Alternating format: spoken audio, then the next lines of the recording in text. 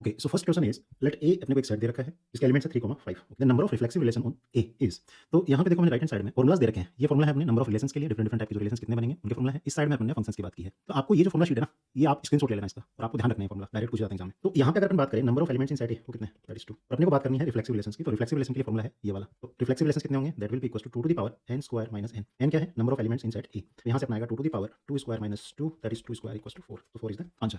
Next assertion is a type question है, 2023 में पूछा गया था। असेसन है the number of onto functions from a set P containing 5 elements to set Q containing 2 elements is 30। तो basically अपने को दो सेट्स हैं, बोल रहा है इसमें 5 एलिमेंट्स हैं, number of elements in P that is 5, एक दूसरा है Q। तो जो रिलेशन है P से Q पे डिफाइंड है, तो number of elements in Q जो है दैट इज इक्वल्स टू 2। और बोल रहा है कि ऑन टू जो फंक्शंस होंगे उनका जो नंबर होगा दैट विल बी 30। तो यहाँ से फॉर्मुला कौन सा यूज करेंगे, number of onto functions का ये वाला। तो सर्जेक्टिव फंक्शंस कितने होंगे that will be equals to ये वाला फॉर्मुला लगेगा, यहाँ लगा लेते हैं। तो यहाँ पे देखो बेसिकली क्या बोला है कि अगर सेट ए से बी पे अपना जो फंक्शन है वो डिफाइन हो रहा है, तो number of elements in set A m बोला है अपन ने, number of elements in set B वो है n। तो यहाँ पे m और n कितना हो गया, m हो गया अपना 5, n हो गया अपना 2। तो फॉर्मुला यूज कर लेते हैं। तो that will be equals to sigma r equals to 0 to n minus 1 to the power r into ncr into n minus r to the power m। और ये फॉर्मुला अपन तभी यूज करते हैं जब अपना m या तो ग्रेटर देन है या इक्वल्स टू n है। तो यहाँ पे जो अपना m है दैट इज 5, n है 2, सो 5 इज ग्रेटर देन 2। तो ये फॉर्मुला अपन लगा सकते हैं। तो यहाँ पे अपने को बेसिकली क्या करना पड़ेगा, r की वैल्यू जो है वो 0 से लेके n तक, n कितना है यहाँ पे, n की वैल्यू है 2, तो n की जगह अपन रखेंगे 2। तो n को हटा देता हूँ यहाँ से, वो यहाँ लिख देता हूँ 2। ओके, अब अपन एक एक करके रख लेते हैं। जब r इक्वल्स टू 0 है तो उस केस में ये कंप्लीट जो अपनी एक्सप्रेशन है वो क्या बनेगी, that will be minus 1 to the power 0, वो तो बन हो जाएगा भाई। एनसीआर n है अपना 2, 2c0 ये भी बन हो जाएगा अपना, into n minus r that is 2 minus 0 to the power m। m कितना है 5 इज 5। ओके, नेक्स्ट अपन जो r की वैल्यू है 1 रखेंगे, तो 1 रखेंगे तो minus 1 to the power 1 into nCr n की वैल्यू है 2c1 into n minus r that is 2 minus 1 to the power m। Next अपन r जो है वो 2 रख देते हैं, तो r2 जब रखेंगे तो माइनस 1 स्क्वायर इंटू 2c2